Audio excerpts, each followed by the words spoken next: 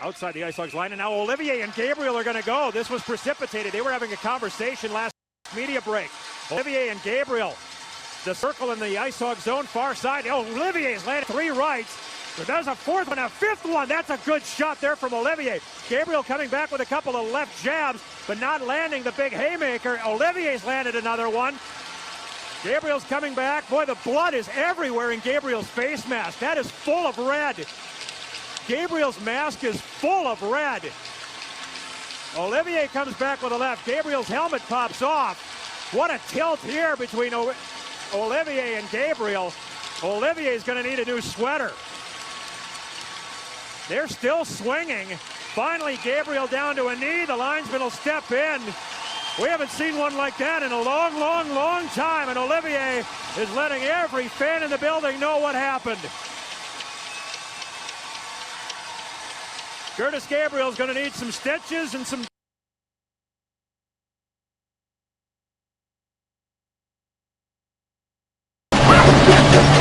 Bondzee live. Trippin With Bondzee on YouTube.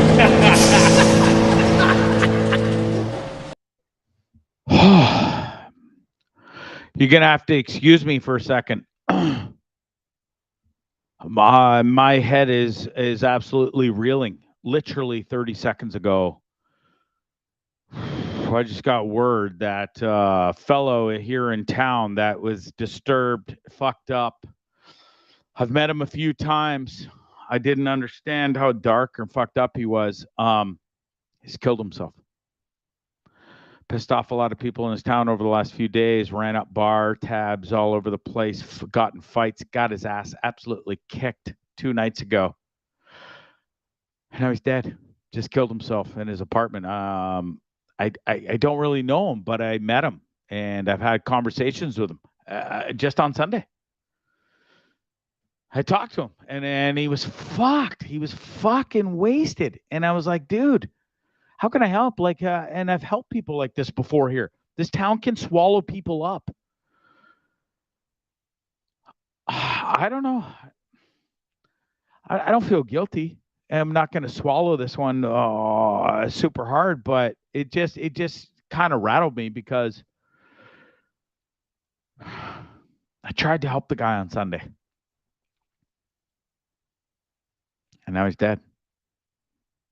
He's kind of fucking hit pretty hard because I've been dark and I've been, guy was a mess. What do you do? Fuck.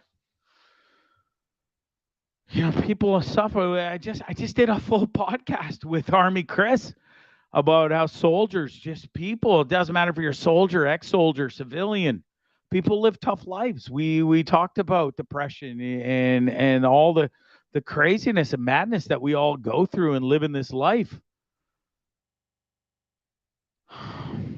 Fuck, this the kind of, I don't know him. I don't care for him. I was pissed at him for how he was acting around town and how buckled he was and waffled every single day. He's so dark, he came down here to die. And he's dead. Mission accomplished, I guess, but fucking hell. You know? I don't wish that upon anyone. Somebody had to call his parents today and say, your son killed himself in San Juan del Sur today. Oh, give me a second. God damn it. It's Trippin With Bondzee. Bondzee Live Trippin With Bondzee on YouTube and the Dean Blundell Network. Sorry to start the show like that. We saw a huge tilt. Kind of wanted to get into that, but I literally just got the news and people sent this to me. 3 people within 10 seconds of each other. Crazy shit. Anyways, Bondzee Live from San Juan del Sur, where this town can gobble you up if you don't know how to handle yourself properly. It's paradise. It's beautiful here. It's amazing, but it's also, there's a lot of misfits here. Sad but true. It's a place where people come and kind of get away and escape from life. And listen, there's a lot of as much as this is paradise, it can be a lot of people's demons and nightmare and hell. There's too much drugs here. Like if you're in that world, booze is cheap as fuck. And I've seen many good people go down here. Not everybody kills himself, but I've seen a lot of people. This town can eat you up pretty quickly if you don't know what you're doing. Anyways, enough of the sad stuff. Let's get into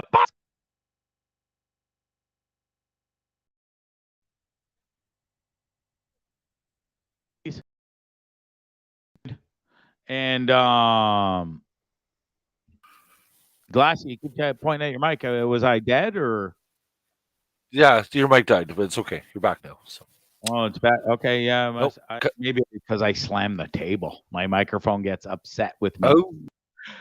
Yeah. Anyways, I've never had to start a show in 100. This is episode 193 with three people texting me 20 seconds before going live and saying, "Oh, this dude died," and because there was a big Facebook thing on it yesterday, and I commented on it. I said, "Yeah, the guy's a fucking nightmare. I had to deal with him, and I tried to help him, and now he's dead." Fuck.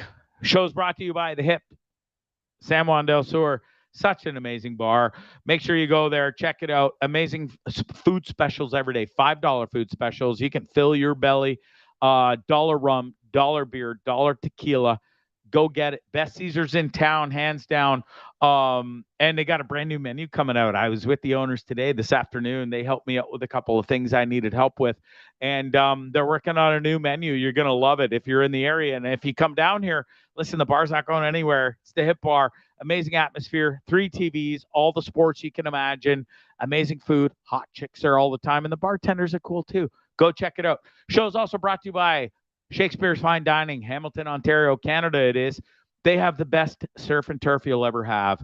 The scallops are to die for, me mom's favorite. I am legit. I've already talked to Leo, and we're making rezos for when I get back somewhere around the first week of April. You need rezos too. Call 905-528-0689.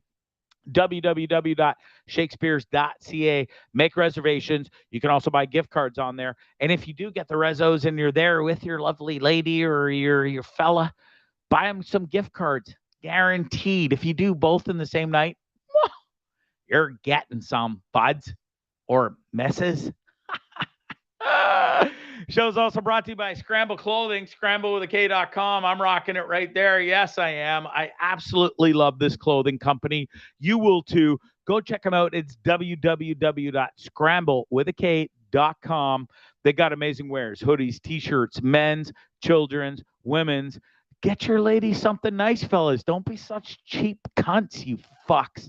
Let's go. If my poor mom's watching right now, I'm sorry. I just went on a tirade. My mind's spinning, and my deflection is swearing. I actually had a nice conversation with Sarge yesterday, and she loves the show. She loves me. She cannot stand the swearing. And she's like, "Gregory Scott, you do such a wonderful job interviewing all these wonderful people. And I know people like your show, but why do you got to swear so much? I just don't understand." My response to Sarge was, "I don't understand either." I don't. It just comes out, for fuck's sakes. "I'm sorry, Mom." And I said this to her yesterday. I said, "Mom, I'm sorry.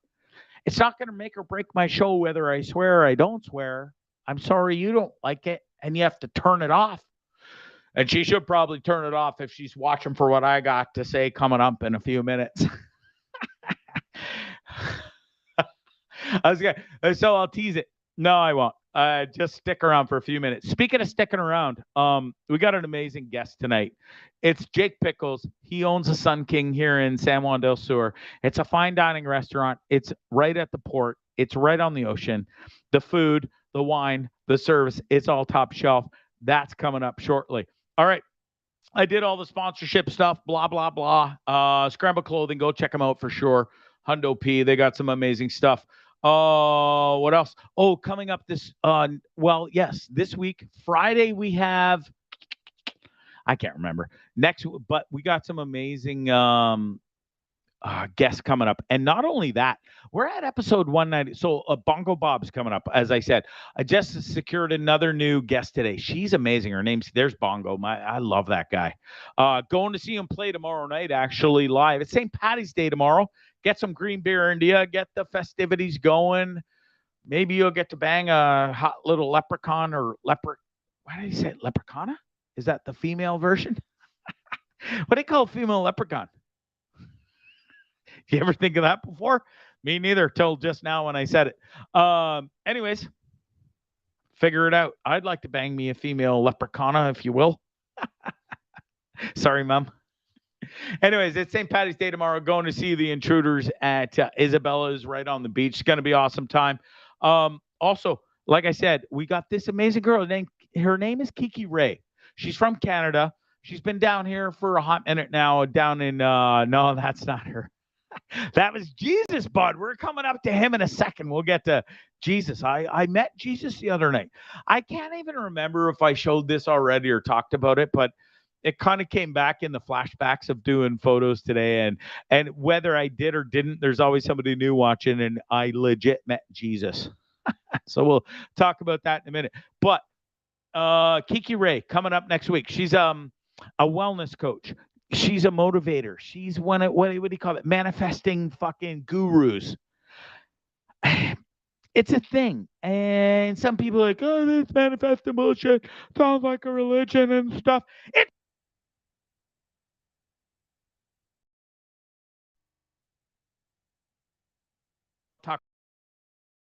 We talk politics on the show, and we don't talk COVID bullshit on the show. Manifesting shit to the universe is different than manifesting shit to the Lord or our God and Lord and Savior. So different, okay? Manifestation works. I'm a huge believer in it, and my life has changed since a couple of manifestations recently that we've talked about. Anyways, can't wait to have Kiki on the show. And then we've also got Gloria Sons coming up. Just talked to their manager, a couple of not their manager, sorry. The what do you call it? The assistant who does all the interviews, sets up that. I can't remember the fucking title. I'm shot out of a cannon, and I can't remember because I just found out like this weird dude died, and it's kind of fucking my game up right now. I just don't deal well with shit like that. And if I may, I guess for a second, I'll take a time out. My best friend in the entire world, Andy Safaris. He was the original producer of Bondzee Live when I first started this show. His mom passed away 2 days ago of cancer. Rest in peace, Mrs. Safaris. I loved you. She treated me like an absolute son. She loved me unconditionally. I've known her since I was a little kid, 3 years old. Me and Andy started playing soccer, hockey, everything together. We were in the same hood, literally. And she was one of the most amazing woman I've ever met and had the pleasure of knowing. Lovely Greek family. She was amazing. She run a tight ship over there, and she battled with cancer hard, and she suffered for quite a while. I remember talking to Andy at in December of 2021, and he spent as much time as he could with his mother. Sorry to fucking bring the show down tonight with death and cancer and all this shit, but listen, it has to be done. His poor mom is gone, and it breaks my heart that Andy has to go through this. It's my worst fear in life besides snakes. I couldn't imagine losing my parents. They're 74 years old. They're both still in the same childhood birth home. They're still together, which is a miracle, and they're still alive, which is a miracle. In the past 3 months, my 3 childhood best friends, Danny Walters, Andy Safaris, and Kevin Hosteen, love you guys, and they've all lost a parent in the last 3 months, and it hits hard. It hits close to home because fuck. That was my hood, man. That was my boys. And those parents, like, we were all like, my parents loved them like sons. Their parents loved me like sons.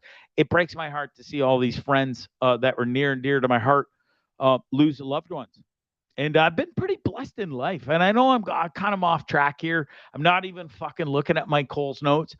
But this is what has to happen tonight. I want to throw shout outs to them all because I've been pretty blessed. I haven't been hit too hard in life with people and friends and family suffering from cancer and death and stuff. And so it's I've had a couple of close buddies lost over the past few years, but other than that, I've been on a pretty good run because Facebook is a real thing, man. And as people put their life on their daily, and I see time after time, day after day, people losing loved ones, friends, family, and it sucks. But I'm not that guy. I've been blessed to not have to put those posts up, and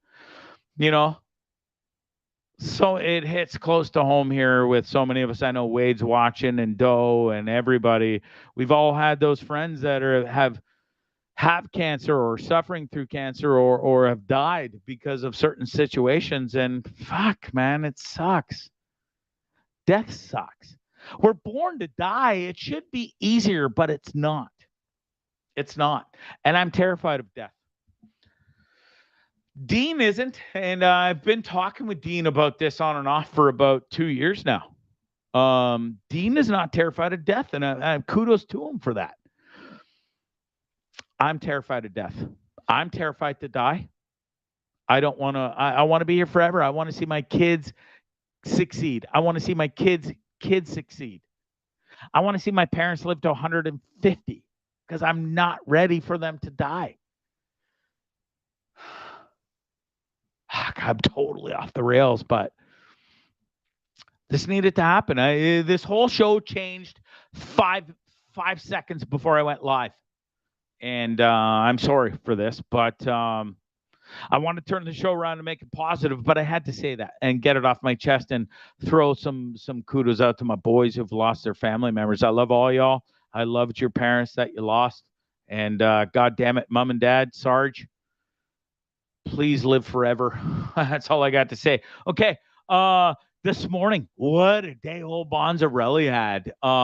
Before we get into the interview with Jake Pickles, owner of Sun King, you guys are going to love this interview for sure. It's pure laughs. It's 42 minutes long. I apologize for the length, but you won't be bored. Believe me, this guy, you think I'm shot out of a cannon?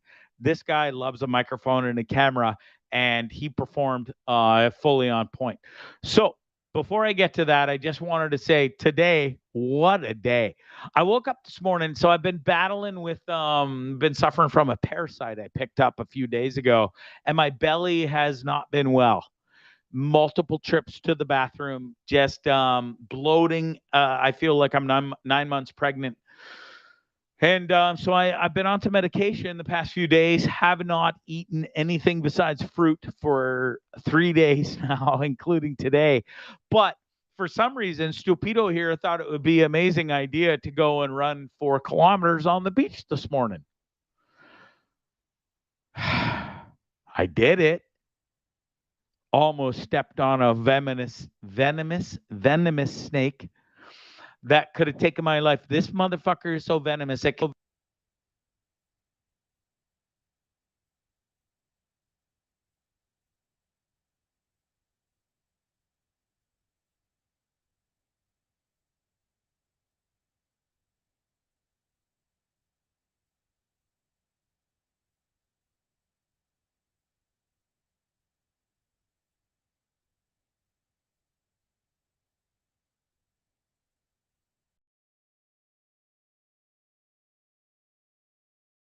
There we go. Sorry, I will get a new cable for the next show. How's that? We're good? Glassy, we're back. Audio? Okay, thank you. Sorry. New microphone's good. Cable in the back, not so much. Anyways, it's a snake curse. I'm telling you. They have been fucking chasing me everywhere I go. I was riding my motorbike there. I was supposed to talk about this last show. I was riding my motorbike down the street, minding my own business on the Chocolata, which is like the Nicaraguan highway here from where I live to in town. And I'm just minding my own business, flying down the street. All of a sudden, this fucking crazy, I can't even be like this big. Where am I? This big snake flies right in front of my motorbike. Missed him by this much. Had to do the old kept it together. I'm like, God damn it. It felt like he was running right at me. Then today, minding my own fat ass business, trying to get in shape, lose some lbs, running along, looking around. I don't like always to look fully down. And then I'm like, 2 strides away from stepping on, Glassy, you got the picture? This motherfucker, like literally, I almost stepped on him. And I had to do the old dodge and weave, if you will. And please take that down now. Thank you. Did the dodge and weave. And then you do the whole, holy shit, that was one of them venomous, poisonous snakes I seen swimming in the ocean. Then I turn around to do a double take. There's a dude behind me running, shirtless. I say he stops. He's like, oh, look. And he fucking picks it up. Glassy, roll the I got pictures and video of this. This is how my morning started, and it almost sent me into convulsions because I can't stand looking at them. And the thing was right beside me, and he's picking it up, and I'm 3 feet away, and I'm like, what if that thing leaps at me and bites me? I'm gonna kill you, bro, before that venomous shit kills me. I would have strangled him to death. I'm like, dude, you can't touch that. Run, get away. What does he do? He does this. Roll it. Okay, so let's put it in the water maybe. Yeah, you could. It's poisonous. Can you take me a picture of it? Yeah.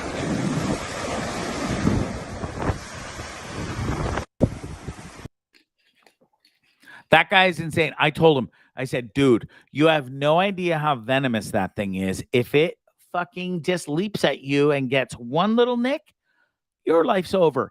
And I'm going to feel really bad, but kind of not really. Then, after all my warnings, and he's sitting here touching it and stuff, watch this.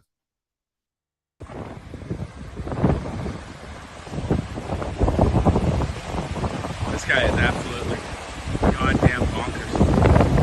I think the poison picked it up off the beach and threw it back in the water. He's like, bro, can you send me those pictures?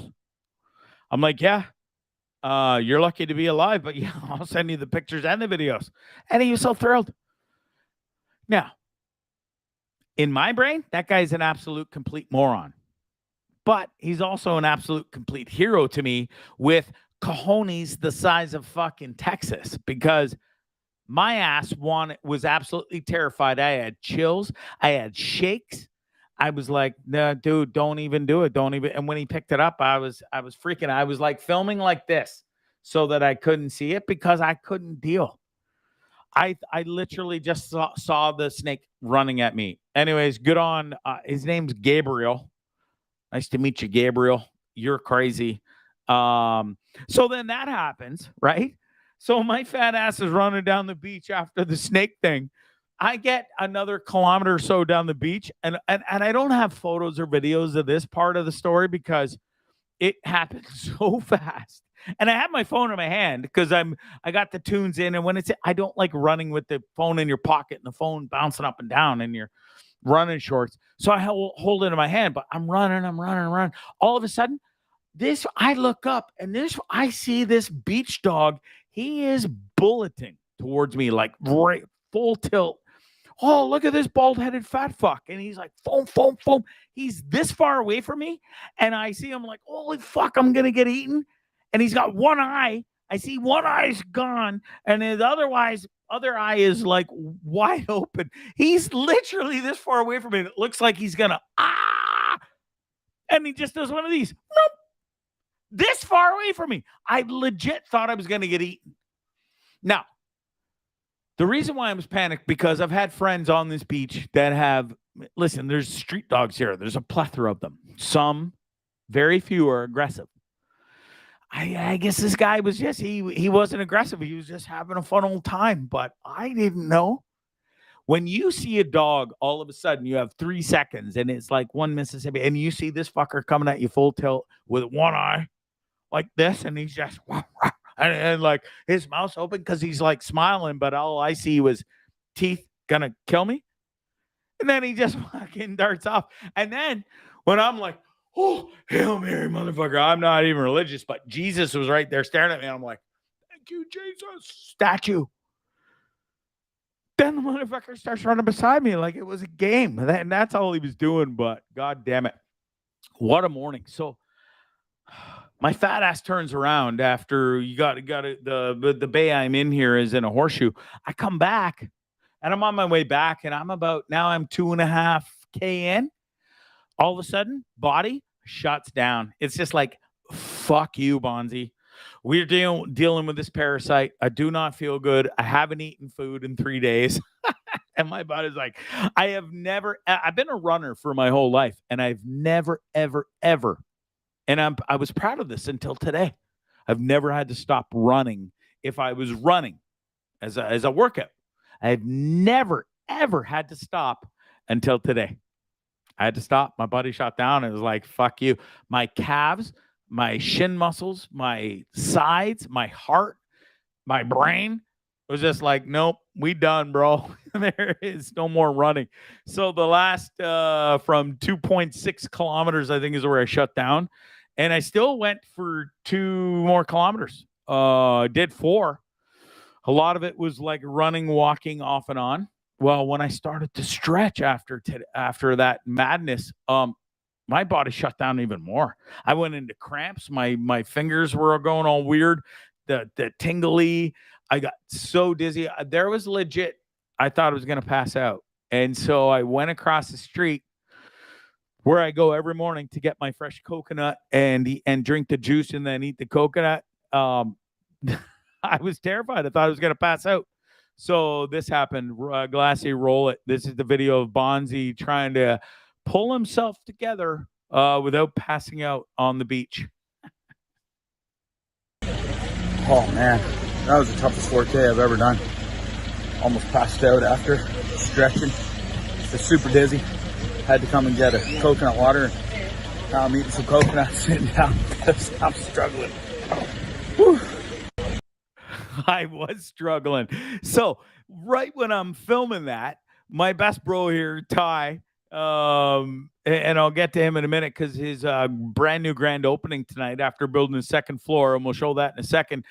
He just happened to be driving by. I saw me sitting there absolutely dying, and he filmed this, and here's what he filmed.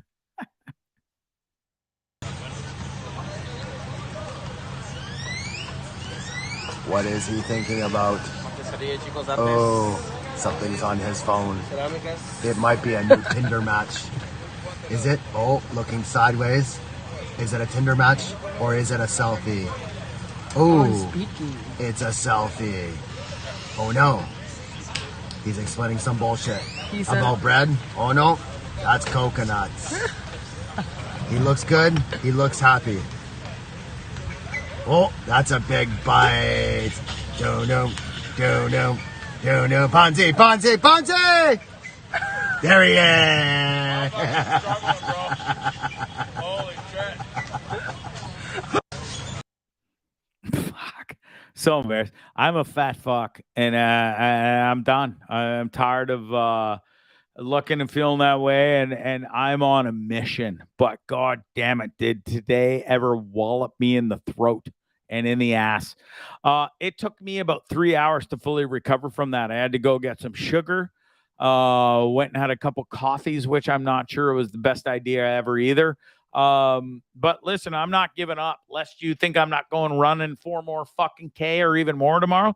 You're goddamn right I am, because Tubby here is sick of being Tubby, and we got to get in shape, and that's enough. And if you're feeling down and not comfortable with how you're feeling and looking, join the Bondzee revolution. We're fucking going, and I'm getting skinny. And this parasite has been kind of a blessing in disguise, because it's helping that old belly shrink.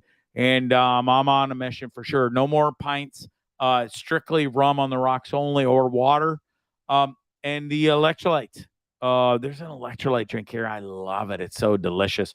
Anyways, what a day. It was absolutely sent me for a loop. But listen, wouldn't have it any other way. I said this on Chris's show tonight. Fire for Effect Army Chris, part of the Dean Blundell Network.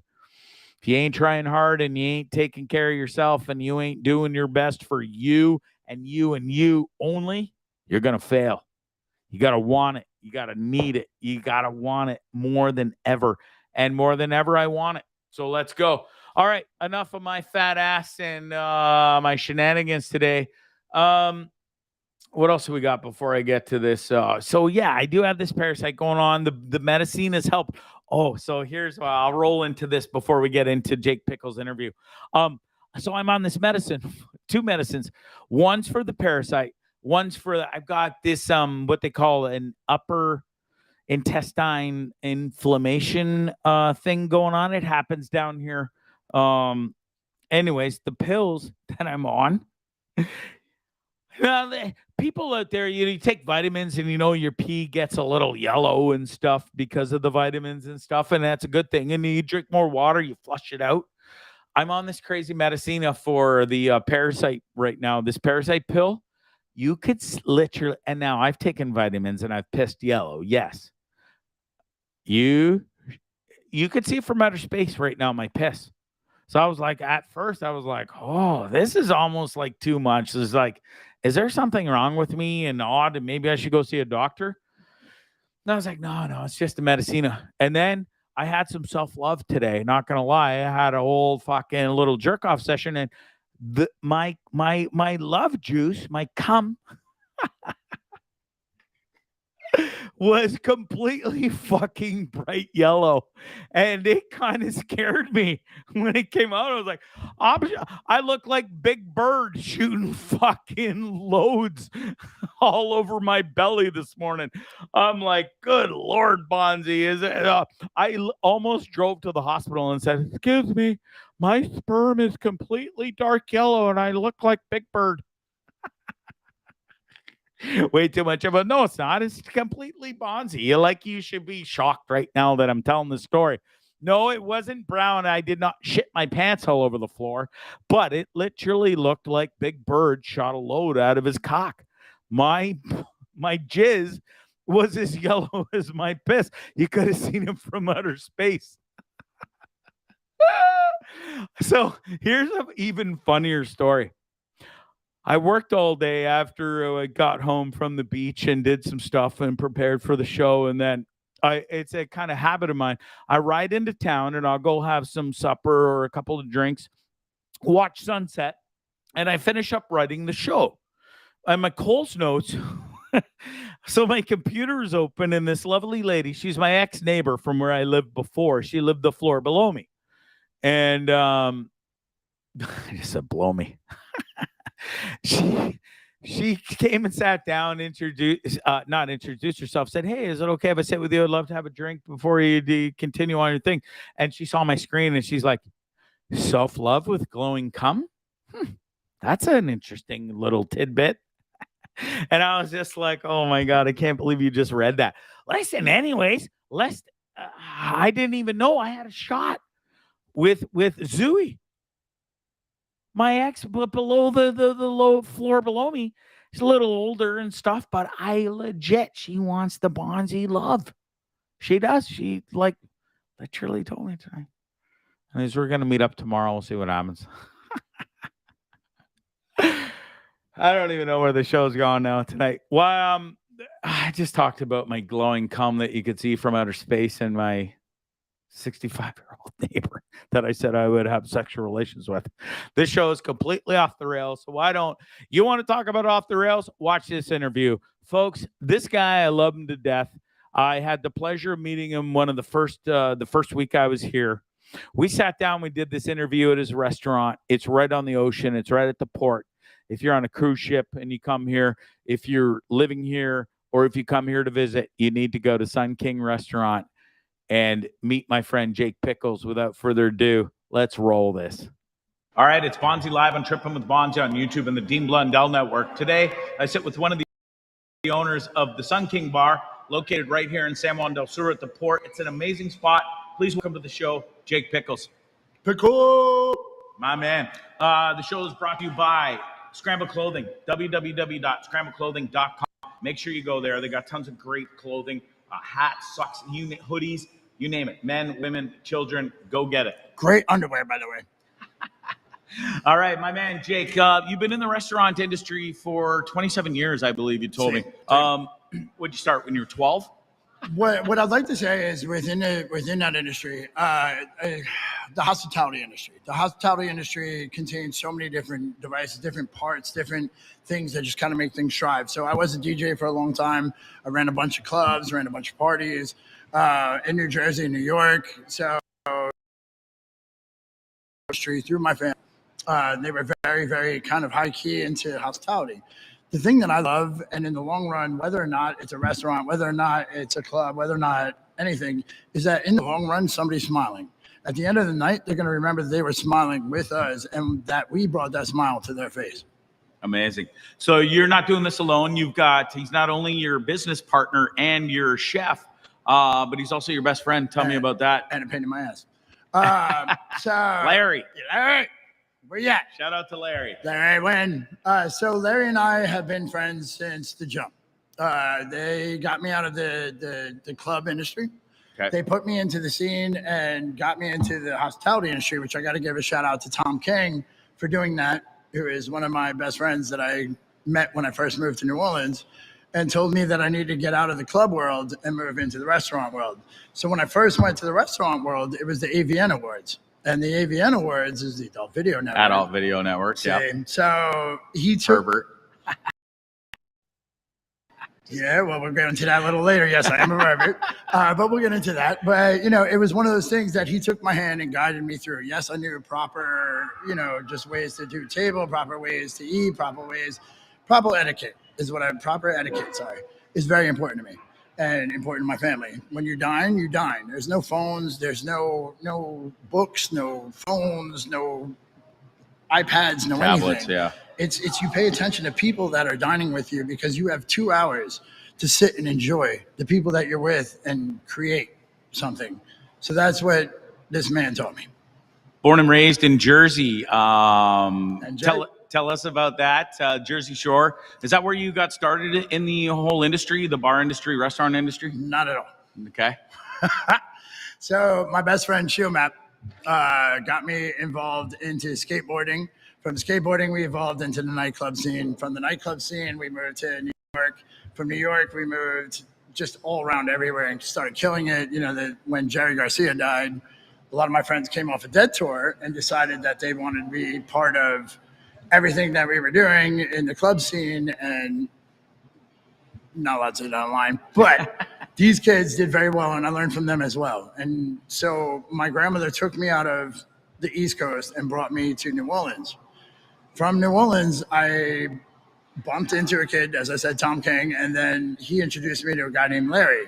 And at the AVN Awards, if that's not repeating myself, I don't know if this is repeating myself. No, okay, you're cool. Good. So basically that night I was a little hammered, and he took me by the hand and led me through the whole coast of everything. I mean, I was raised in a very proper etiquette family, knew exactly what I was doing, but didn't know how to do it from the service side.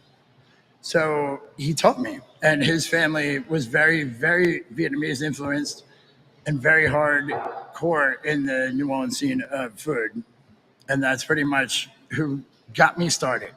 Then we fell in love. Not in love, but in love. As bros. Bros from another mothers, but yeah. Still in love with him. Yeah, sorry, JK. But what he is from, dude, is he's from being him. You know what I'm saying? This man has come from a point where he is very happy with himself and what he does. Is he gay? Yes. But does that fucking matter? No. So it's not, we're not going to put those little letters on it, but what we are going to say, this is the most amazing man that is known to the world. I call him my social butterfly. So after Katrina, when Katrina happened and we went to Minnesota, I walked in because I worked at House of Blues, and they basically hired him as a guy to change the tampons. And I'm like, man, this kid is the best mixologist, best everything. He knows how to talk. He knows how to do everything. You're hiring him as a tampon changer. And yes, now here comes your LGBT here. But yes, but he was like, hell no, man. So no, he's more than that. He is a special entity to everything that has to be us. And he's a hell of a chef. I don't even know how to start with that, man. He's learned from the best of the best, and his heart is driven like there is no tomorrow.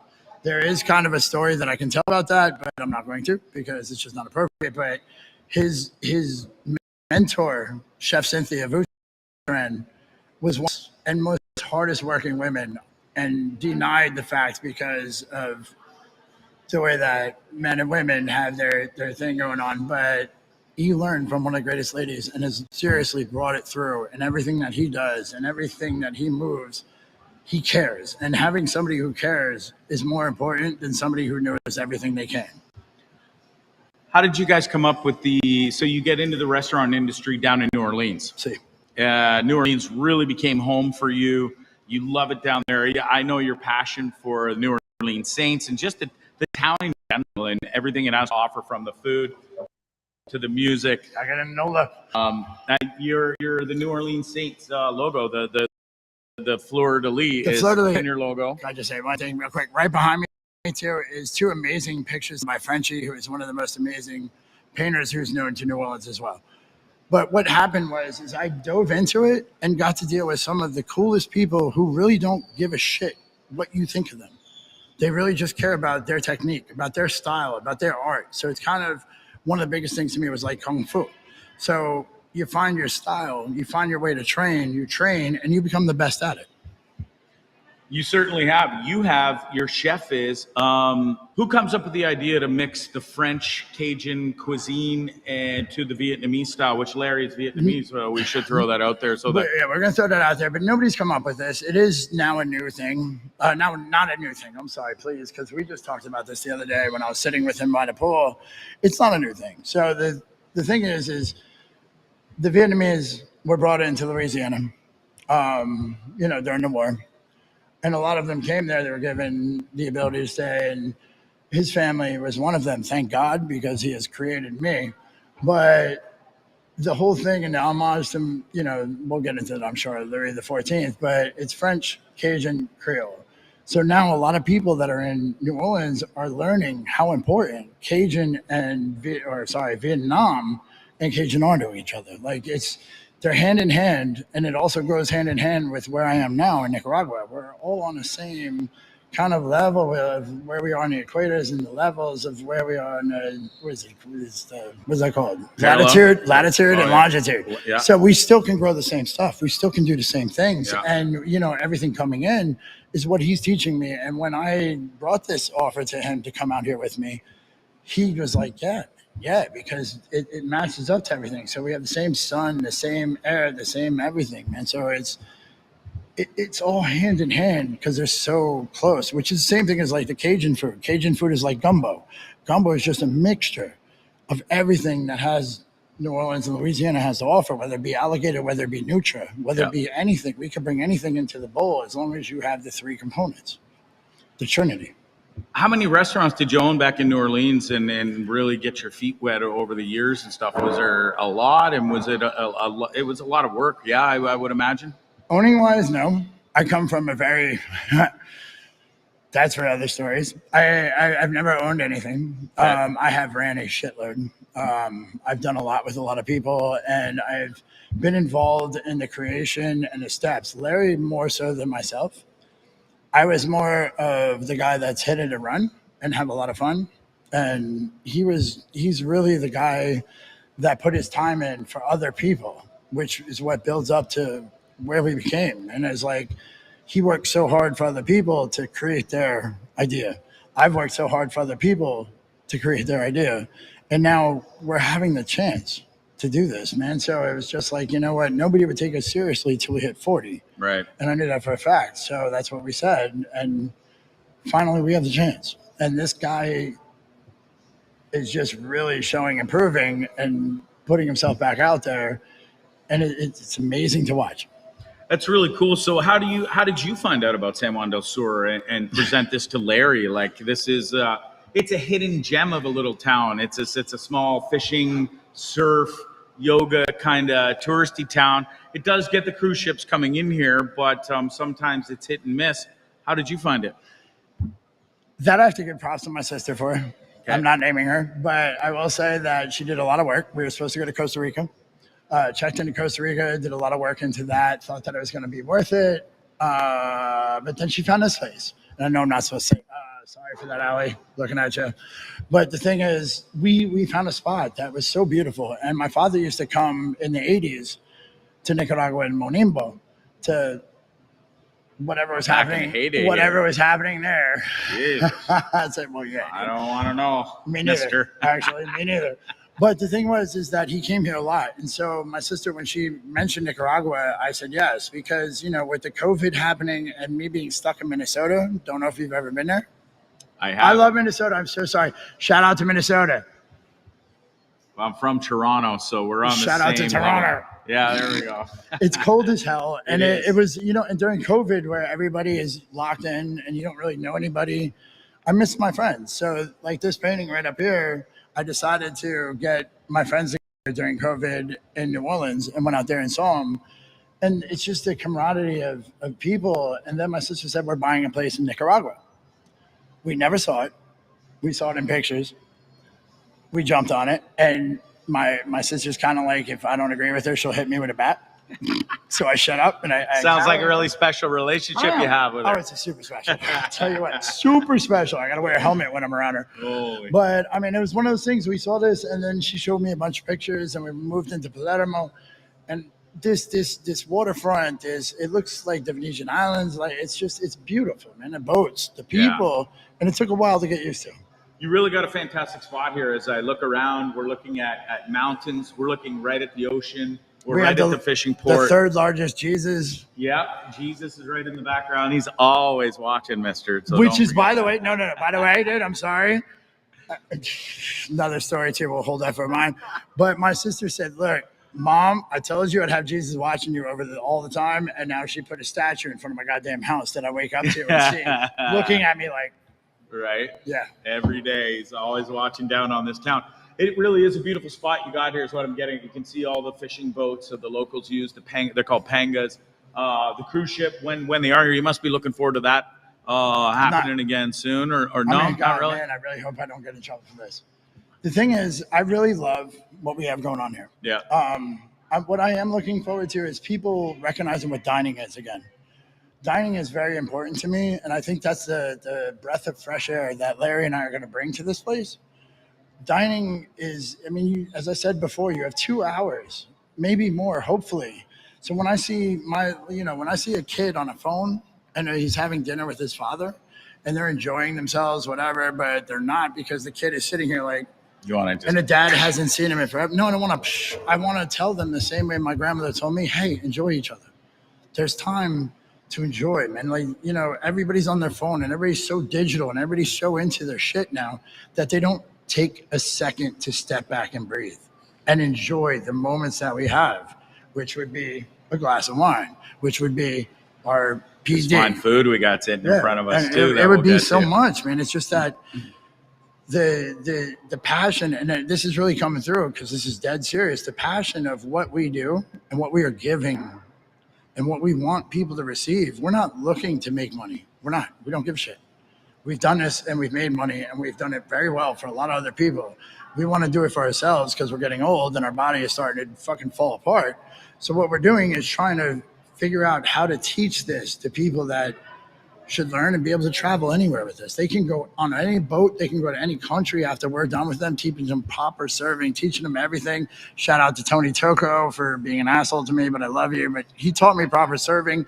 It's that, dude, this is very important. People have this little bit of time with each other to sit and converse instead of just getting on their phones and forgetting where the hell they are.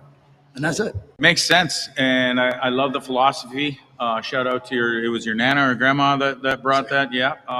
It's so true. And I joked about giving them a cuff, but you almost kind of do. But in a nice way. I mean, you can't, as a restaurant owner, go up and cuff some other Yes, guys. I can. Dude, I've gone to many tables and been like, I'm sorry, we don't allow. So you must have worked with some pretty hardcore dudes that taught you and made you the way you are today, because spending some time with you here off camera and being in your fine establishment, I've learned a lot about you already quickly, and I see that you run a very tight ship. And you even spoke about it. You have a regiment, like a system, we'll call it, where you were almost upset that you had to open a little earlier due to, and we don't need to get into that side of things, but was it, and you did give a shout out to one guy who's like, I hate you, but I love you. No, I don't hate him. Must have been He's a pain in my ass, but he's a big part of me. And Giacomo's here. Giacomo's a lot of chefs the same way. They're very hardcore and passionate. And when they care, yeah. Yeah. And it's a very valid point. Well, and it didn't fall on deaf ears with you because I can see the way you run Appreciate it here. that. The place looks fantastic.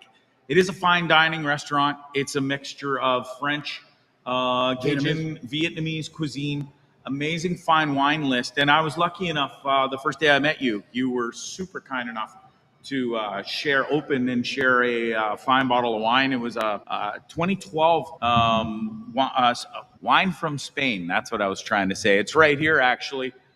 This is the one we got to enjoy. It was absolutely fantastic. I don't know if you can see that there. Wonderful bottle. I really appreciate you opening and sharing that with me the first time. And let's get into, if you don't mind, we'll have a little taste here with each other.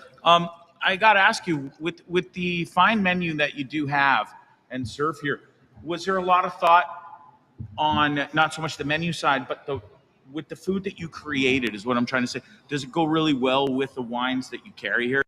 Or did you try to... Beyond that thought, I see where you're going with that. It's not about the food that you taste is a grape. A grape is a food, correct? Right. So when the wine goes with the food, you think of the region, you think of the style, you think of the acidity, you think of everything that goes with it, and then you pair a wine with it.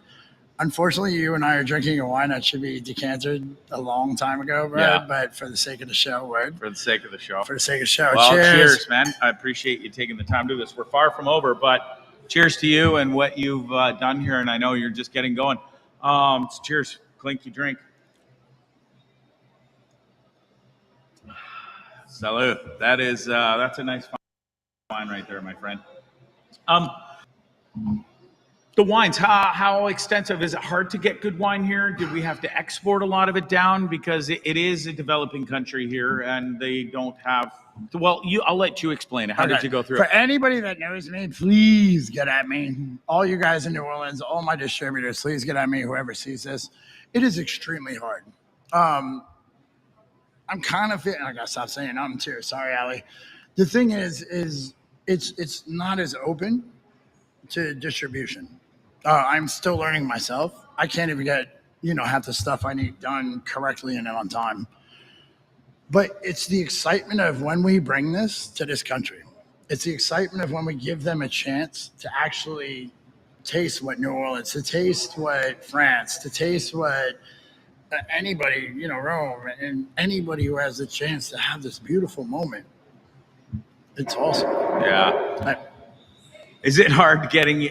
I mean, there's a lot of fresh food here for sure. So that side of things must be a lot easier. And do you find a difference from fresh food in New Orleans as opposed to fresh fruits and vegetables here? Yes. There's a lot more It's flavor. not bad. It's not bad. It's just different. There's not a lot of flavor difference. You can't say that because the cool thing is that Vietnam, and Larry explained this to me, is on the same linear path as us right now. Okay. So everything you had in Vietnam, such as lemongrass, which we use a lot here, is going to go here, and it grows like a wild grass in my backyard. When you go to New Orleans, same thing, man. I mean, it's got more humidity, more heat, so we're really not far off.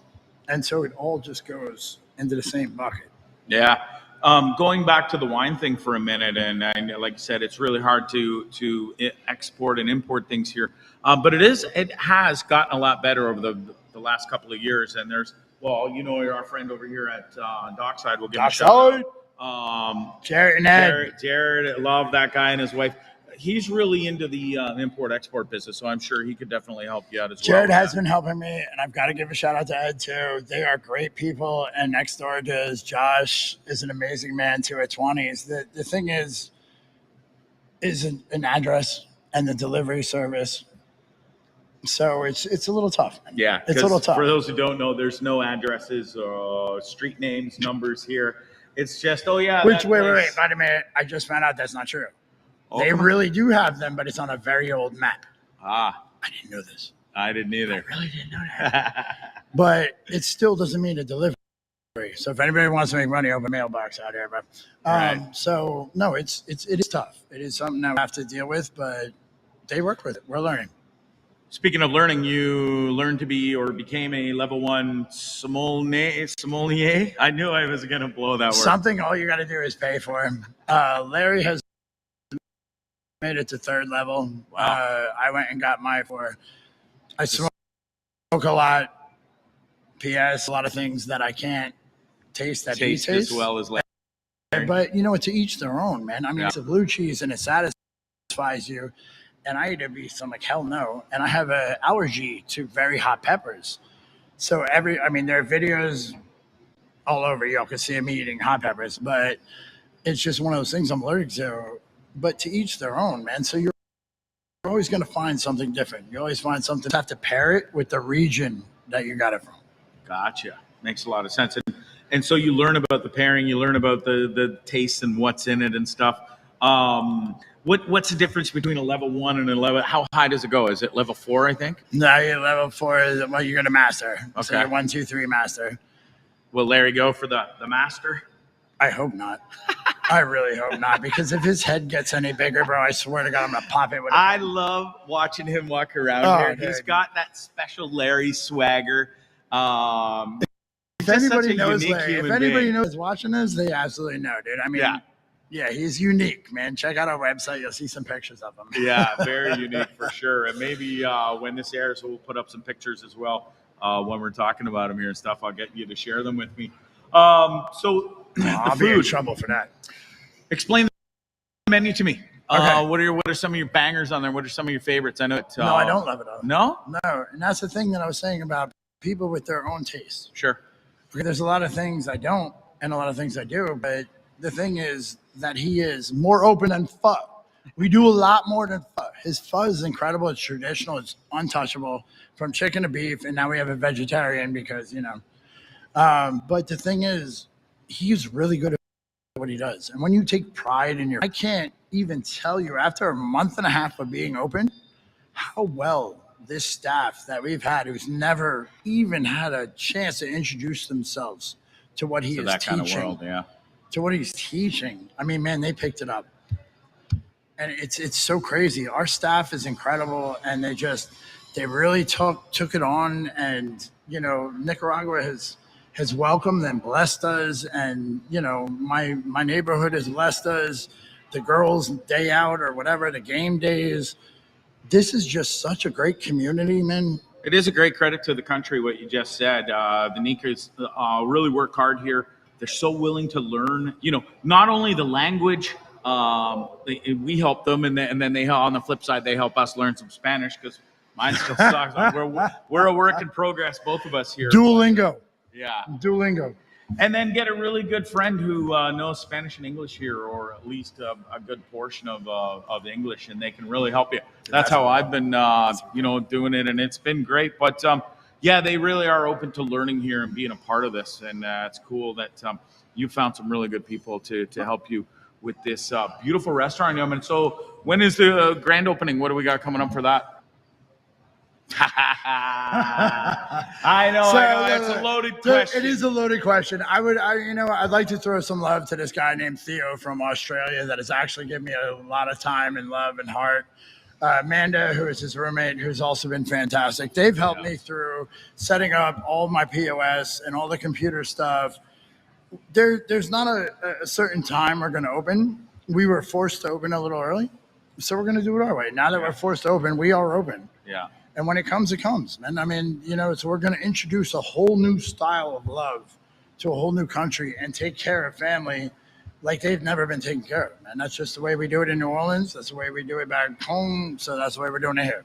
So we got a little sidetrack to ask you about some of the menu and some of your favorite items on there. What are some of your favorites? I know I meant to grab one and have. Okay, so I'll tell you. I wanted to put you on the spot. You're not going to put me on the spot because all my stuff is ordered off the menu.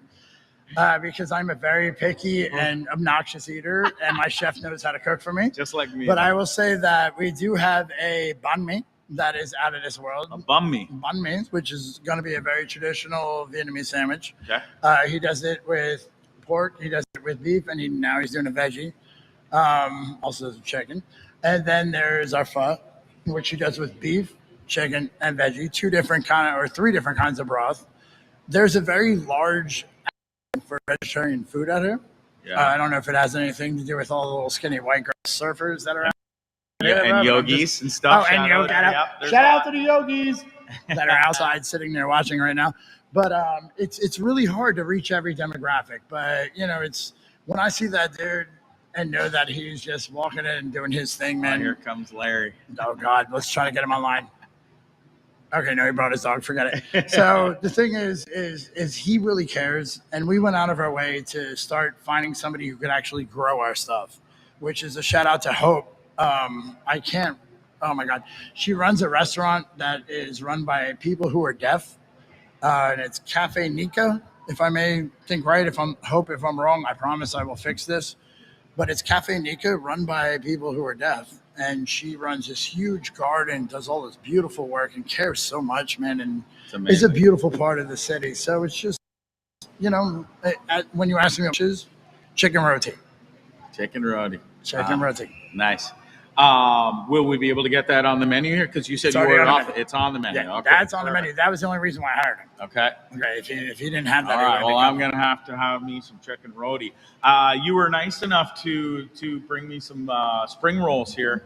These are absolutely amazing. I had to scoff a couple before the show, but I mean, it just looks perfect. The spice here we got, or the dip, it's sweet chili coulis, and it is to die for. And made by Cynthia Bertrand.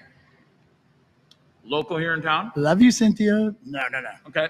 You can find bottles of it, but not the way that he finishes it. I'm double dipping here. And I'm not going to put my stick in this. So we're going to. So it's not double dipping. It's all his. My eyes are actually watering because it's chili. I just swallowed one of the chilies the wrong way. Perfect time to do that. But I have one more bite here. This is so good, dude. So what's in the? Yeah. So in a sweet chili, but you're just basically getting a little bit of it inside. And you said you wouldn't ask me that, but hey, let's do it anyway. So it's going to be pork, a little bit of noodles, and whatever the hell else Larry puts on it. And I should know this because I've been doing it for years with him, but I'll just tell you, the only thing that makes it magic is when he's in the kitchen and his staff agrees with him. And I cannot tell you how much he has trained a staff in Nicaragua who's never done anything like this. He's amazing. Was it tough sitting down with Larry and putting this menu together? No. Does Larry have full control when it comes to the menu? He does, eh? You're not just like, he's that good. Wow. Wow. And that's why that was the quickest questions I've ever. Yep. Nope. That was one of the rules. I mean, like, dude, look, we've been run by a lot of people. We've done a lot of great things for a lot of people. They made us work for 24 hours a day. We're over it. So now it's us. Now it's him, myself, my sister. We're the Knights of the Round Table, and we're all equal, and we vote on everything. That's amazing. What bigger and better plans do you have moving forward? I know you'd mentioned that you want to kind of make this almost like a New Orleans feeling on the port with some jazz music and stuff. Is stuff like that in the works? In the future, kind of personally, I'd rather lay down on the beach and just drink daiquiris all day. But the thing that we are doing, I've connected with the Dockside. The Dockside has been a beautiful interview. Jarrett and Ed, thank you very much. Over at Twani's, I've got Josh, who's just been nothing but courteous. And so I'm thinking of doing Carnival. And I think we're getting cut off. But so I'm going to throw a carnival party during Semana Santa. So during their Easter. Semana Santa. That's what I said. Yeah, I know you Jesus did. Christ, that's what I said. So yeah, we're gonna bring out a Mama Monsanto. Mama say Mama sa Mama chida. So we're gonna bring out a big float and have it all done, and it's just gonna be all of us at the dock. So anybody that wants to come down to the Portaria, yes, absolutely. We are at the fabulous Sun King restaurant right here at the port, San Juan del Sur. The views are beautiful. It's the ocean. It's the mountains. The food's amazing. The wine's amazing. Sun King. Tell me how it all came about. What's the purpose of this? And then there's me. Okay, so the biggest story about the Sun King is an homage to my grandmother. So we have the sun on there. It is Louis XIV. This is the reason why my best friend, Larry, who is also considered my brother in many different ways, has opened this with me. My grandmother started Louis XIV exhibit, the Sun King exhibit in New Orleans.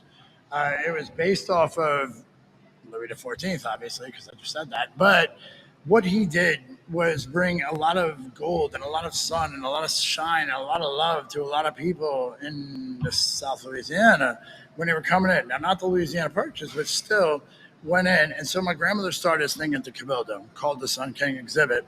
And it's back in the 80s.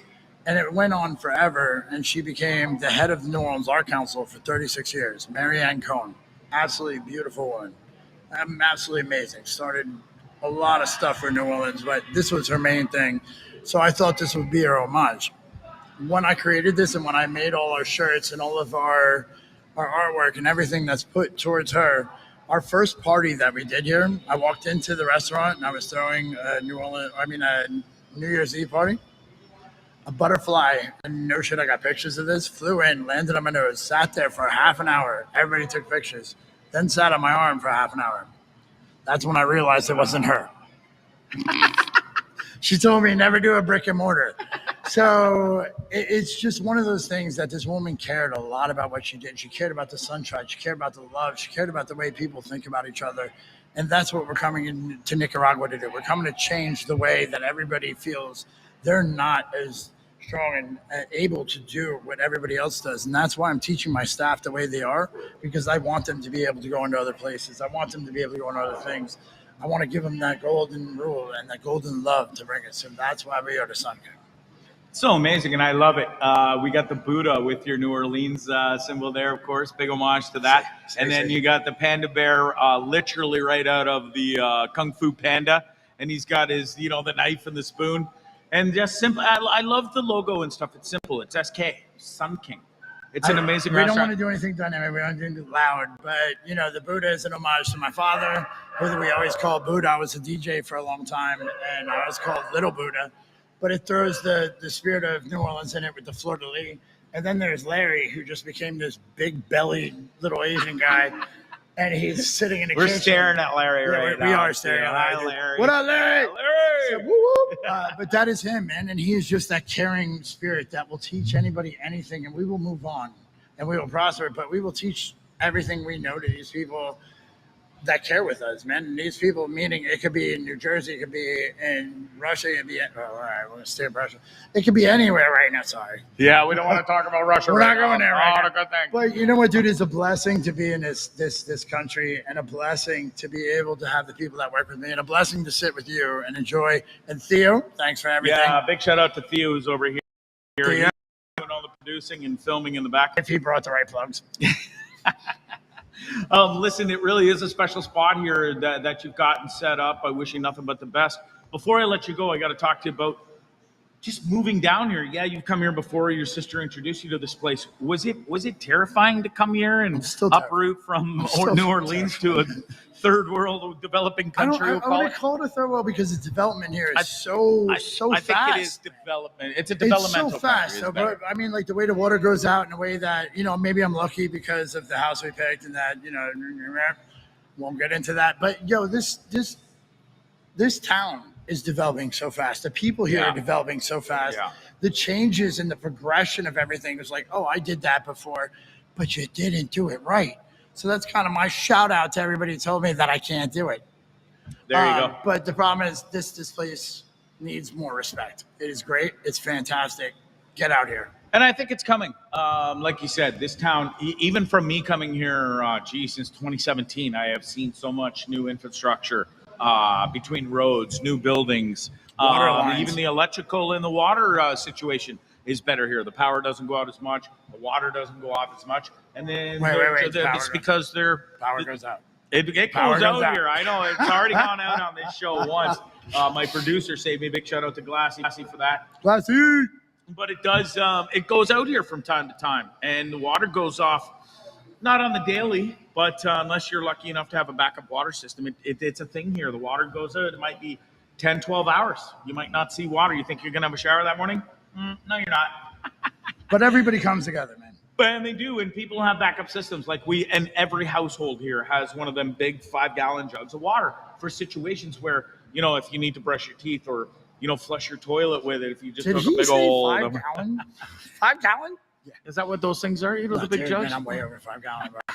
5 gallon is what the things we put on our water. Yeah. Okay. You know what I'm talking about. I know what you're talking about. Listen, and it works great, but you make do with the things we have here, and was it a scary transition for you? And like you said, it still is kind of weird moving here. Are you still learning the nicks and knacks that go with living in San Juan? I'm used to city living, man. Used to city living, but you know what? These guys had brought me in. If you're real and they know it, and you're not just somebody coming in trying to take advantage, You got it, man. Just be real. It sure is a unique, cool town, though, isn't it? Yeah, it's beautiful. It's stunning. It's old school Spanish style, Latin style. It reminds me a lot of New Orleans, but just be real. Don't come out here trying to take advantage. Yeah, and that's the thing is the Nicaraguans don't like they're this is their country. It's their way of life. I'm not saying everybody's bad for this. The cruise ship people are, I would say, the worst. They come here and they want service like this, like this, like this. You know, dude, the cruise ship people are not the worst. Everybody's the worst. The problem is like, when you don't expect. But after you've been here, like, how long did it take you to settle in and go, but the South okay, is still I'm going to wait 10 minutes for a beer, maybe? The South is still the same, man. The South, where I come from, New Orleans, still the same. The thing is people move at their own time. Nobody is the worst. They've never been educated on what you want from them, but why should they? Because this is their shit. So the whole thing I'm saying with that, man, is just that, yes, it takes a little more time. It really does. Nick of time. We're all on it down waiting here. for that to come up, man. Economics. Right? It's awesome. If you have a meeting at 9 o'clock in the morning, listen, it's probably going to be 9:30 or 10. But that's the best part about it here. I love it, and I love their culture. I love their clinky drink. Is he rushing us? Is our camera guy rushing? I don't know what he's yelling at me and stuff. stuff. We're cut off already? No, you're not rushing us. He just needs a cigarette. Producer Theo, he's over there. He's doing a great job. I love Theo. And I really do appreciate Theo. This all happened thanks to Theo because I was literally walking by here one day. I didn't even know this existed. I was going to check out 20s and get some footage. Your next door neighbor. And, love 20s. Theo dragged me and he says, "You got to meet Jake Pickles. Josh loves this guy. You two will get along." And within, I think, 30 seconds, you were like, "Bro, yeah, nice to meet you." It was the whole thing. "Hey, man, you like to drink? You like wine?" I thought it was the other way around. That you were like, "Bro, damn, you're cool." I'm like, "No, I don't like you yet." It was a bit of that, too. It was a little bit of that. It was instantaneous. It was love at first sight from both sides. Yeah, it really was. Man. I mean, dude, this was just an absolute pleasure and an honor to be able to speak on the behalf of all these freaking Canadians that are here. Yeah. Because y'all are awesome. There's a lot of Canadians There are, so don't fret on that. But there's also going to be a lot of New Orleans, Jersey folk here soon, too. And New York. And that's okay, too. I love it, man. You're excited, eh? Your first Semana Santa's coming up. That's always a special time, dude. I am so nervous about this, You man. best be, because it is a gong show here. And that's what I heard. And Let so me we're building a huge float. And because I miss New Orleans so much, man, I'm just like, man, I'm just going to build out this float. And I have the Pinata guys here, absolutely amazing. Yes, Pinata guys are absolutely amazing. So we're building everything to make sure that we give respect to the the port, man. The Puerto. The Puerto. That's Puerto. But they're doing such a great job here, man, and we're just trying to stay afloat like every other country, city, state, world. Everybody's trying to stay afloat, man. So they're giving us a lot of love. The port is amazing, and if you guys get a chance to come down during Semana Santa. Semana Santa. That's what I said. Semana Santa. Yeah. We are going to be pulling our own thing down here that's going to come down and represent for the ice cream lady who is here before anybody that I've seen come in, including ourselves, Dockside, and 20s. They're the original at the port, man. They deserve a lot of love. Their ice cream is out of the world, and it's something that we brought into our own restaurant. So shout them out too. But if you get a chance, man, we'll be doing it 5 days a week. Just come down and see the port. We're at Sun King Restaurant with my boy Jake Pickles. He's one of the owners. Listen, what they've done here is amazing. You guys are going to love it. Listen, the view itself speaks for itself alone. The food is going to blow you away. The service is going to blow you away because this guy runs a tight ship and he's got his staff trained perfectly. And the wine is to die for, too. It really is. Thank you so much. It's been a real pleasure having you on the show and really showcasing Sun King. I love the logo. I love the massive sun on the ceiling. The menu looks fantastic. The food was amazing. And people, come check it out. You're open. What's your hours? On the day. Look it up. I'm not open yet, man. Yeah. So look. You're open, but you're not open. Do you want to talk about it or no? No. Okay. Look it up online, dude. If you want to find us, the thing is, if you guys want really good food, you want really good taste, you really want to experience something that you've never had before, we're trying to go a little slow just because we are a new spot, but you know what we're doing. If you're a foodie, you know exactly what we're doing, man. Just find us, and we're next to 20s, man. Yeah, you can't miss it over here on the port. If you come into the port, you're going to see Sun King. It's a real pleasure. I really appreciate the hospitality, the wine, the food, your friendship, your new friendship. We're going to be friends for a long time. I'm so sorry, bro. Yeah. I'm sorry, too. too. Listen, I'm no bed of roses. I don't know where I am, bro. Listen, you call me anytime, and likewise, if I'm in trouble, I'll call you. I know where you live now, too, by the way. Shit. All right, well, anybody else that's out there, you don't know where I live, so stop calling. That's right, and I'm not going to give you the address either. Good. It's Jake Pickles. It was a pleasure. The restaurant Sun King. We're here in San Juan del Sur at the port, the Porto. Where's the Make hat? sure you come and check it out. And I almost fell over. And this interview is brought to you by my boys at Scramble. Scramble Clothing. Go check them out. www.scrambleclothing.com. Amazing apparel, surf wear if you're into it. They got golf wear. They got it all. Check it out. Holy shit. So Scramble, just to go, I can throw this out there, dude. I'm a Scramble with a skater K. from when I was a little kid. So if you're going there from golf wear and surf wear, we need skate wear. I'm throwing a little thing for the guys that are in the area, man. If you want to sponsor some skateboarders, some kids, I'm building some ramps, and we're going to have some things going down at the port. Let's scramble it up like some eggs, baby. You bet. www.scrambleclothing.com. Scramble with a K. You can see it right there. The K. All right. This was an absolute pleasure. It's my first real live on location interview, sit down, had some food, had some fine wine. This was spectacular. I hope you all enjoyed this. I felt it went smooth. How you feeling? I thought it was good, dude. Awesome. My nipples Killed are it. hard. My nipples are hard. Mine are a little hard too. I See, like it. that was perfect. Yeah. That's what I'm saying. Love you, man. My man. Thanks for taking the time to join me. Thank you. Bondzee Live, Trippin With Bondzee on YouTube and the Dean Blundell Network. It's Sun King. It's San Juan del Sur. It's Nicaragua. It's we the are only here place. at the port. Thanks to my boy Theo for producing and filming this. He did a great job. Took the pictures as well. Who dat? Thank that. Who dat? It's Theo. I don't know that. There we go. What a great interview. Thank you so much, everybody. Bye, guys. Bondzee out. Absolutely love that guy. What a treat. I hope you enjoyed that as much as I did. It really was. He is a humble, amazing dude. Born and raised in New Jersey. Ended up down in New Orleans because that's where his grandma was and stuff. Got fully into the restaurant industry. 27 years. Him and his partner, Larry, who I'd love to show you a picture of Larry. And people are asking, oh, can we see Larry? Can we see Larry? Larry is a special, unique, awesome individual in his own right. But he certainly is. He's not a big camera guy and social media guy as our boy Jake is. I really loved that interview. I still go over there all the time. They treat me so well over there. I really do. I can't say enough amazing things about it. Sun King Restaurant, San Juan del Sur, Jake Pickles. He's a treat.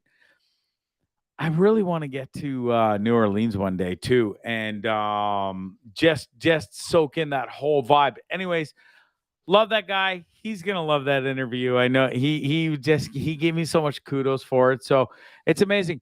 Okay, I'm gonna wrap this up. Well, we're not gonna wrap it up just yet. But before we get into the videos and stuff, you know what? Fuck it. Let's just Glassy. You ready? You ready, bro? Let's just jump right into the videos. And then what I was gonna say, I'll save it for the end, and that'll be a better way to roll. We didn't get to roll into videos last week, last show, because we have the technical difficulties and craziness with the fourth time's a charm, that cursed video. But listen, we got some funny videos for you coming up, and we'll start with this one. You know, you're all excited to go. Barbecue season's coming. It's in Canada if you're in there where you live in the snow, the cold, the nonsense. Some of your heroes out there, you barbecue all winter, but some of you aren't. And this fine lady thought she'd go and do a fine favor for her fella. And it didn't go so well. Watch this.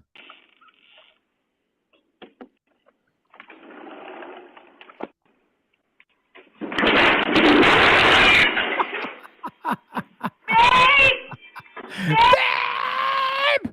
Fuck, do I not miss that? Babe! Just classic. Can you play that one more time? And folks, it is funny watching the barbecue, but the ending, it's just it just gives me the EBGBs that.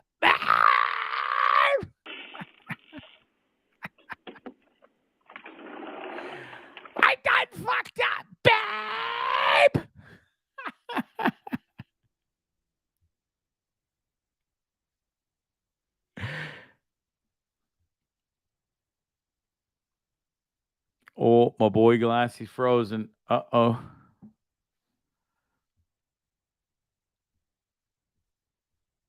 Oh, looks like I get to run the show here. Glassy's frozen. All right. Well, that's we all love that video.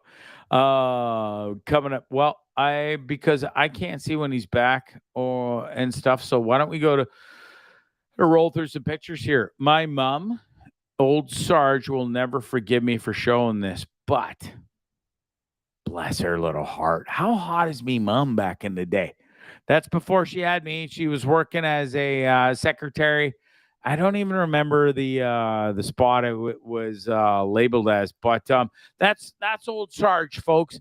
Unless you think she looks any different. The only difference now is her hair is a little shorter, and there's a few more gray hairs in there because she had 3 hooligans as sons. No, I should refrain that. I'll take that back. She had an amazing son first, and then she fucked up twice. Not once, twice. Sorry, Sarge, if you're watching, but should have stopped with me. Funny enough, no, I can't go there. I was going to say something, but it's along the lines of there's a fine line where Bondzee is not allowed to talk about one thing only in this world, and it's family. So I can't mention what I was just going to mention. But anyways, Mom, you done fucked up. You should have stopped with me. Anyways, my boy Glassy's back. We got another video for you. This one is pretty special. Cats are a pretty different breed. Some people love them. Some people hate them. We all love dogs. Cats are pretty funny too. Watch this.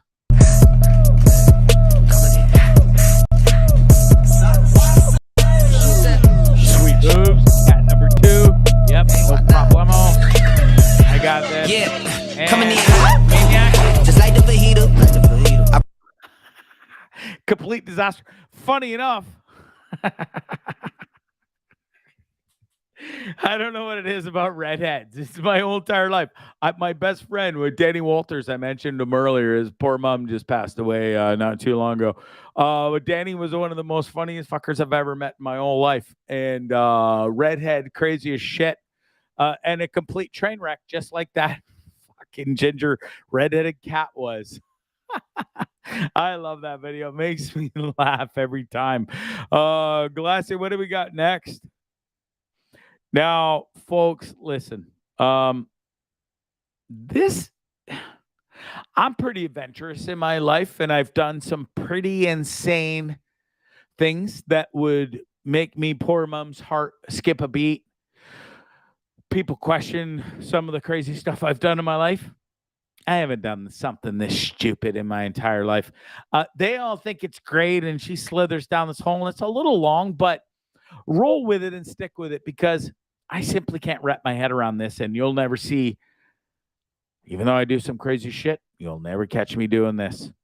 Alice in Wonderland entrance in Deep Cave, Cardiff Valley, Texas. You can Nice. wiggle. Wiggle. Side to side. This is almost out. Now, first of all, Yes. how does some asshole figure out that a little hole in some mountain or wherever they are goes down into this crazy cave? So the easiest way to do your chest and shoulders. And then people start slinkering down into there? Like, Yeah. look at the effort that has to go into getting down into said cave. Nice. Not You got it. even maybe Bud. Oh. No. Here. No, and no, and then again, no. Oh, we have to take our Attaboy. safety Nice, helmet man, off kid. to squeeze down into the hole to get to the cave. And they're like, oh, God, good for you. And then How look, about fuck Yeah, look that? back up. yay! No, How was it? no, and no. Still no. How do you get back? Well, like, what if there was a situation down said hole into this crazy cave in Texas, and the only way to get in and out of said cave is through this hole where you have to wiggle and squeeze and squirm down? The fuck? How do you get back out? There has to be people there to pull your ass out because it would pop your head out and you're just, I don't know. I'm not down with this video. And I had to show this to you because it freaked me out. I've done pretty much everything as planned. I have, and this is a true story. I think I mentioned this on the show. I have swam at the bottom of a volcano in a hot springs and dove underwater through a hole and popped out the other side into the most blackest hole and cave I've ever done. Now, you would say, well, Bondzee, you're almost contradicting yourself because it was almost like this. The only difference is the hole under the water in the hot springs to get through to the underwater cave under the volcano where you can pop your goddamn head up was way bigger than that hole. And yeah, it was sketchy. Yeah, I was absolutely terrified. Probably to this day, one of the most craziest and scariest things I've done. But it still wasn't as stupid as that. I just don't get diving into a hole that small and going down to the unknown. Nope. Next. What do we got, brother? I don't have my glasses on. I can't see the fucking sorry. What do we got next? Just roll it and I'll roll with it because I can't. Dylan, get out of the front. Oh yeah, this fella. What in the absolute hell is going on? Fridge wide open. Dylan. Cheetos everywhere. Open Check it. this out. Dylan. Dylan, why is all these Cheetos on the floor? Dylan. Shut your mouth, Dad. Just short and sweet, but funny nonetheless. Kids like, oh, I heard my name. Yeah, hi, Dad. Made a mess. Left the fridge door open. Complete no-no in my house. If you left the fridge open back when I was a kid, you were getting a fucking spoon or a slipper across your ace. You certainly were. That kid, he's just like, meh. Get bent, Dad. Play that one more time. This kid, watch the look on this kid's face when he opens the cupboard just for a second before he says, see ya. Dylan, get out of the fridge. What the? He ain't in the fridge. Oh, you would have got rapping on the tuckish back in the day if that was my house. It. Dylan. Dylan, why is all these Cheetos on the floor? And bye. Dylan. I almost choked on my own spit. God bless Dylan. Got to give that guy some kudos. All right. Again, Glassy, I don't know. My eyes are not focusing well tonight, but let's just roll it and I'll roll with it. You're drunk, that's why. It's all right. We know that. Fucking, I've had a couple of drinks. I ain't drunk. I can't see the fucking screens. You don't give me the warning. You can't see life with those Kareem Abdul-Jabbar glasses you got on? No, dude, I can't see I can see the square you put up. I can't see exactly what you're, because we didn't have enough time to go through it like we usually do, and we go in order. So we're on the fly tonight, off the cuff, if you will. What do we got? This is a cell phone video you sent me earlier. Oh, this is pretty funny, actually. Watch this. Hello. Hello, this is a collect call from Cook County Jail for inmate Gianna Carley. Say yes if you would like to accept. No. He's mad. He's gonna call you now. I don't think that was good. He's gonna be pissed. He's gonna be so pissed. I told you. Oh, as he should. I sent that to my kids today, and I said, here's a lesson to you both. I would not do that to you no matter what you do or how bad you fucked up. I bail you out. But how about you don't test me? And Ty's like, I might put that to the test. I said, careful what you wish for, because I don't wish that upon anybody. I've been arrested and been there. It's not fun. So I have not. This video brought to you by funny shit you see at the airport. And when you see stuff like this. Listen, before you roll this, I listen, lest anybody think I'm being rude or fucking ignorant, I am not. This goes back to the video last week I played or last show, and I kind of felt guilty, but not really. This takes the cake. I just don't understand this, and I hope they had a whole entire row to themselves each. Watch this. I wanna take a bit with Cardi B. It's gotta be fake. Niggas know I love they call me Shorty, Mr. Tardy Man. It's gotta be fake. It has to be, dude, but I had to show it nonetheless because we did, if you remember, Glassy, about 2 weeks ago, we did the girl with the surgery who hated herself and was uncomfortable. She wanted to have the biggest butt in the world. That quadruples the biggest butt in the world I've ever seen. Them aces ain't fitting into any airplane seat. I'm sorry. If you've been on a regular coach flight seat, that ain't happening. If it's fake, like I don't know, if you roll it again and look at it almost doesn't look fake though. I don't know, man. That's a lot of junk in the trunk there. How do you get that far through customs and stuff and them letting you get away with that? I don't know what to think about that. That's a lot of junk in the trunk, if you will, for sure, bro. And even that much junk, if you were into that, and to each their own. If you want to have a tuchus the size of fucking Texas like that, to each their own for sure. But how in the hell do you fit comfortably into a seat? It's almost like, do you literally feel like you're sitting on clouds or pillows? Yeah, gross. Or what? I don't want to know. I don't know. That's me neither. All right, let's just move on because that's just wrong. This is when you come out your front door and some asshole squirrel has taken your. Let's roll it.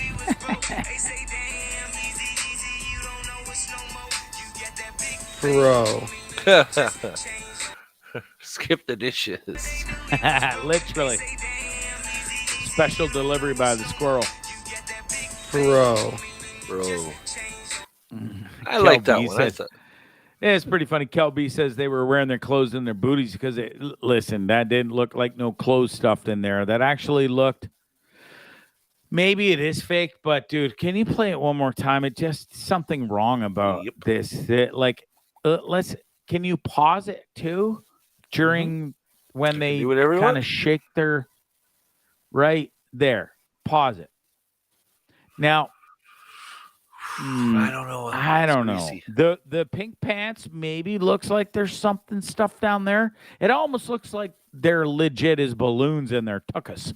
But I don't think because when you get to that point, you've already had to go through checkpoints.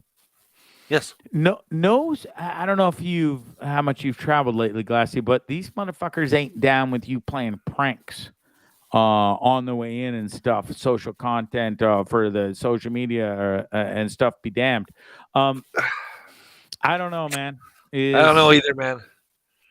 But there's no way that can be real, right? Like now, the more I don't look think so. at it, You sent it to me. I thought you were doing show prep personally. You're getting a little excited, but pink pants just kind of ruins it. Now, the lighter pink pants, if you will, looks a little more realistic.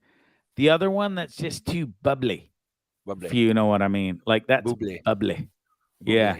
Anyways, all right. Moving thank on. Christ I've never had to sit beside them on a plane. You know what I'm saying? No. This is when you're up to no fun, no good on the golf course. And I just don't understand idiots that pull this off or try to pull it off time after time after time. Listen, obviously there's always alcohol involved in stupidness like this, but yet we still see them every single week, time after time. And no, I am not stupid enough to stand there and let some dude take a full swing with a golf club and a golf ball at me nuts. Watch.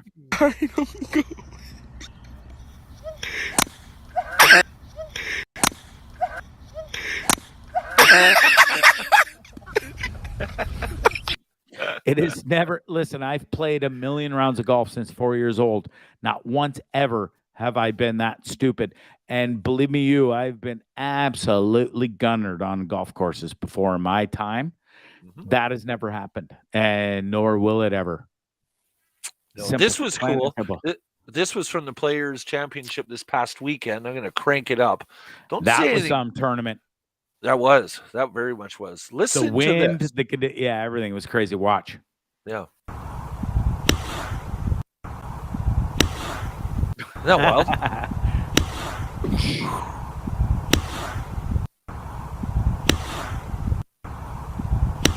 All right. That was awesome. Cool. I love golf. I really do. So do I. What else we got, bro? We have this one from Hockey Night in Canada. Wade will enjoy this. This was from, I believe, Saturday night. Scott Oak interviewing Connor McDavid, and just listen to Connor McDavid's answer and how he answers this question. At least you were flying tonight. Is this as good as you felt in a while?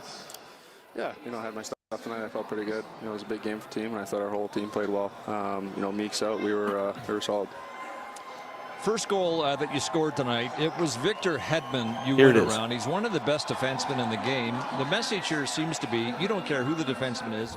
You're prepared to attack anyone with your speed. Is that fair? That's fair. I'm a pretty good player, too. So, I feel I take I'm a pretty good player, too. Not a big deal. I'm a pretty good player. It over and Probably the best in the league, if not say it's arguable. But I like that one. God, I love watching him play. I'm that guy that, like I said this last show, I just love watching elite athletes. It's there's nothing better. And God bless McJesus, because that was a sick goal. What else we got?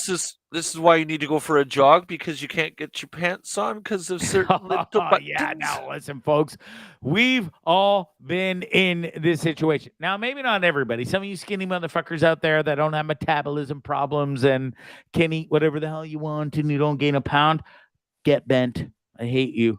Kind of, not really, but the rest of us, we've all had this struggle. Watch this. Fucking fat your whole life. Come on, man. It's a fucking fun. This struggle's real. Gotta have that somebody every fucking Bondzee time. trying to put his shorts on in the morning. Fucking fat man. Come at you. Jesus, fuck. One tubby. Two tubby. You can do it. Come on. But just hold on for dear life. Put the fucking cheeseburger down, bud, and maybe get a bigger pair of shorts. And I can say that because that's me. One more, and we got to get out of here. And This was one of our favorites. It's when we had that problem with that last interview that we're not talking about over 4 times. This is basically, we get to that level, we get to that pinnacle level where it uploads into the system, and then this happens.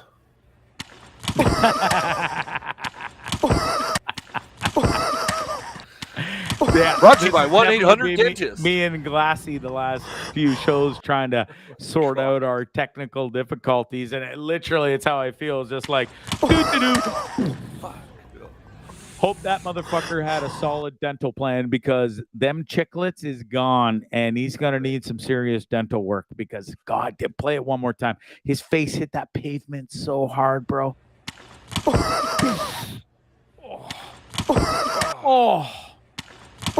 Oh, every time. That was our show last Friday. Right? Every fucking time. Poor bugger. All right. That's it. That's all. Do we have any? Quickly, I got something from Wade. We got to drop this in. This is apparently your show prep today. Is that correct? No, it's not correct, because it would be mega bright yellow that you could see from outer space. That's way too white.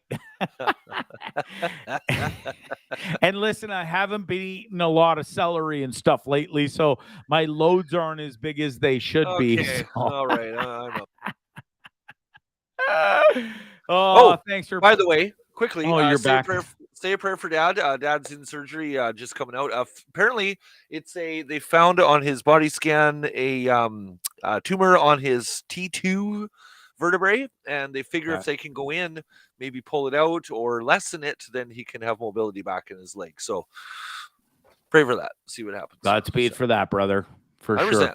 All right. Listen, love you. Thanks for joining me. Thanks for being a great producer as always. Folks, listen, it was a great show. I hope you had as much fun as I did. Glassy did. This fucking douche right here, that legit sums up this whole night. He ain't shooting yellow sperm like I am. What he's shooting is goddamn blanks with his tiny little pee-pee, because his pee-pee's so small, he can't even shoot loads. He shoots dust because he's a loser. Anyways, Godspeed to everybody in Ukraine too.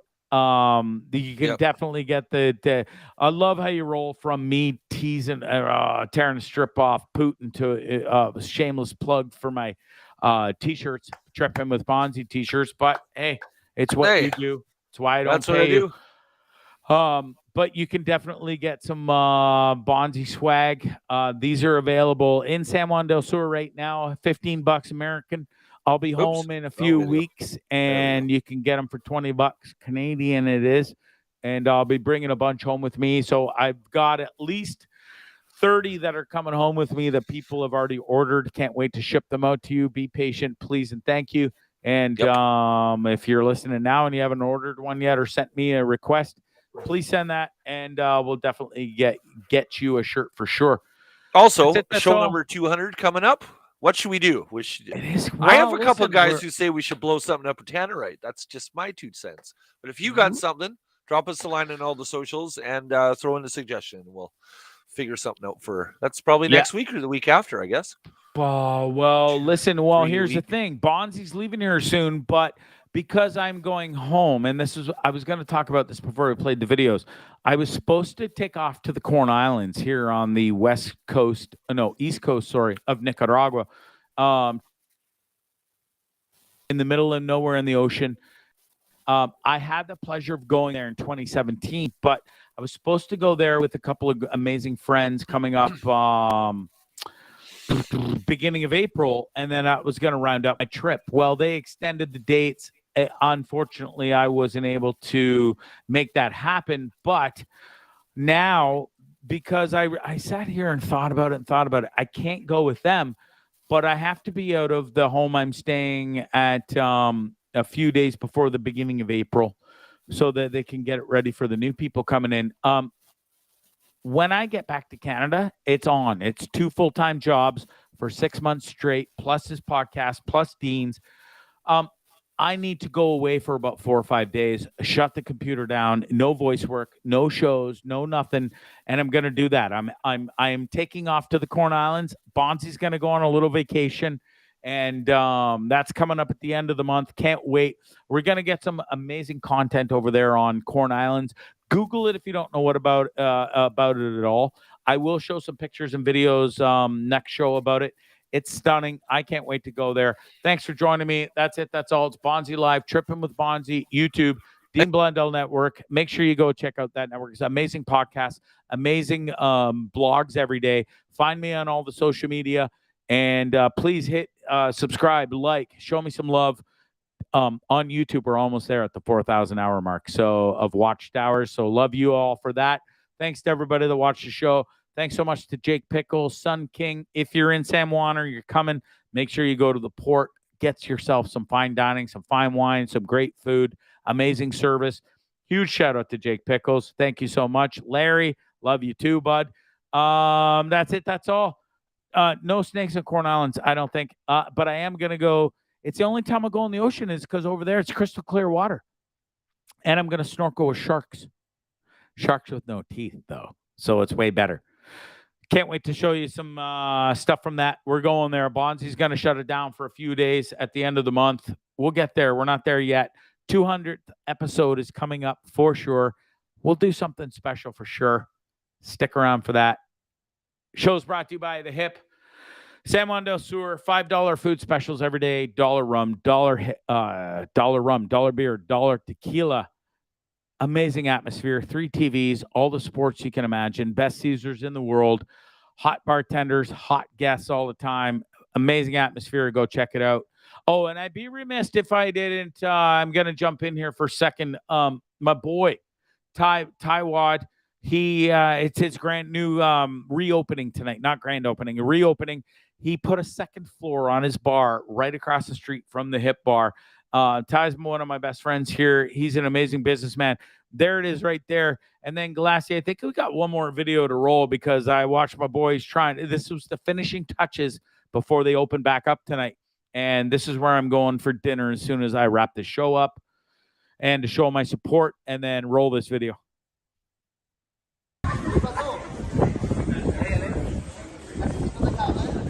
Is it straight? Crooked.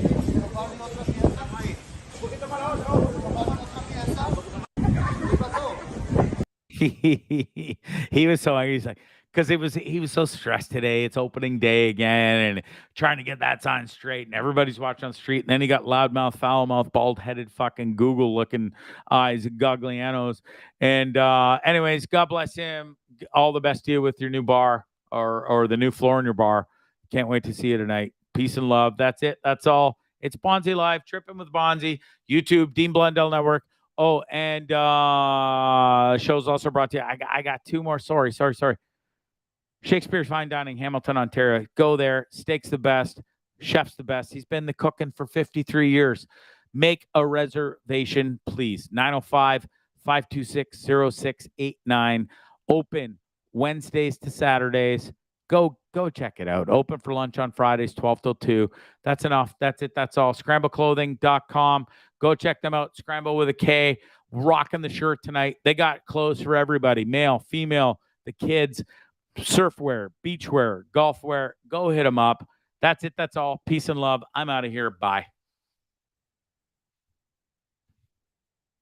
What was that? That was very strange. It was very weird. It was peculiar. It was kind of amusing. Yes, it was rather funny. It was incredibly funny. I loved it. Hilarious. Wonderful. Encore.